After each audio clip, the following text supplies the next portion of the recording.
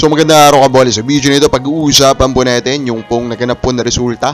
Kakatapos ko lang po panoorin yung dalawang semis, hindi pala, quarterfinals po na matchup. Kasi parang semis na po kasi Kabola. Then we will talk about the three teams sa pinangalanan po ni Snow Padua na gusto makuha si Muwala Tautua. So hindi pa na-subscribe, pakipindot naman po yung subscription button.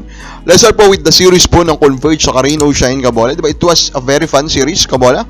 I think of course in terms of entertainment, kalevel niya rin din naman siguro yung Meralco Ginebra series. Pero this one is fun to watch kasi it was a match up of independent teams.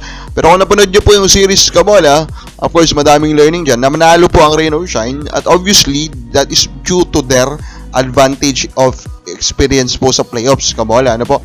Kasi pag pinanood mo ng mga yun, talent-wise talaga, skill-wise, obvious na lamang po yung Converge. Pero yung sa chemistry, Kabola, and fluidity ng laruan, medyo malayo pa po yung level ng Rain or Shine. So, in a way, Converge, talo sila dito sa tournament na to, eliminated na naman po sila.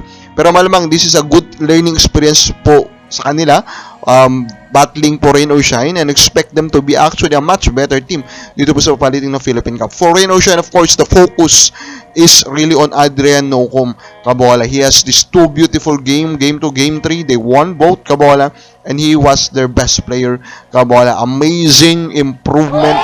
This guy is doing something great Kabola.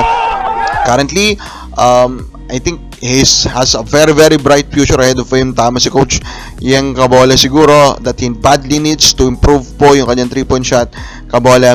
Pero pag ito na-improve pa niya yung playmaking niya ay Kabola, ibang level ang pwede ma-reach po ng isang Adrian Nocum Kabola. Pero of course, ang mais pinag-uusapan ngayon, the series between Rain or Shine and Converge was beautiful.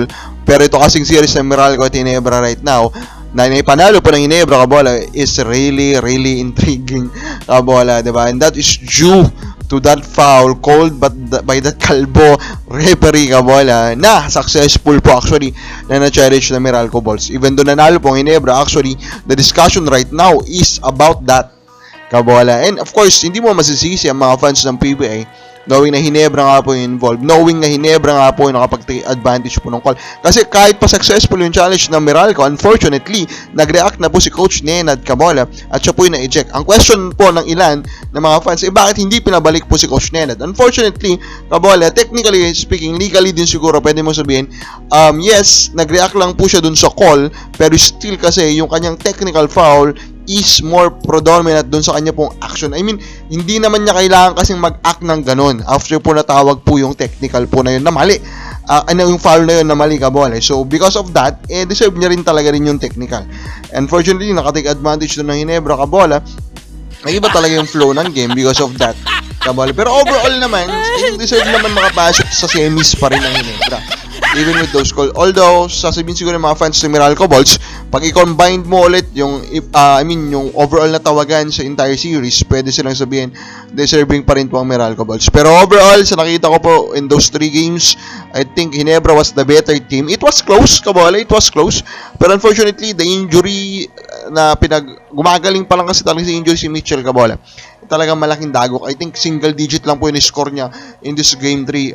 Alay mo yung single digit lang yung score niya pero ang lapit-lapit ng game na ito Kabola. So, it was close. Unfortunately, it's not that close talaga. Now, ito na. Top 3 teams Kabola. Nasabi po ni Snow Padua na interesado din kayo Muwala Tautua. Actually, hindi ko na sa gagawin pa ng video ito kasi may na-post po sa isang Facebook page na Muwala Tautua yung pangalan, na parang ini-imply Kabola na may bagong kontrata siya, pero wala pa naman tayong nakikita po na news about that. So, pag-usapan natin yung top 3 teams po na binanggit niya, and rank ko sila. Number 3, Phoenix Kabola. I hope Phoenix actually makakuha po sa kanya. I think babagay siya doon. He is a known 3-point shooter, so imagine if he will go to a team that is crazy about that. I think bagay na bagay siya po sa Phoenix Fuel Masters. Unfortunately, hindi lang tayo confident po that they can really pay him well. Number 2, Blackwater Bossing Kabola. For this one, I think payment will not be a problem kasi remember, they have an offer to Troy Rosario, di ba? If they're willing to pay Troy Rosario that amount, kumbaga, i-offer lang naman din nila yan kay Muwala Tautua. So, I think it's a big possibility, and I think Blackwater will also be a solid po kabola na spot for Muala Tautuay. Pero number 1 ko will be NLEX kabola. Payment or the financial offer should not be a problem kasi MVP group sila kabola.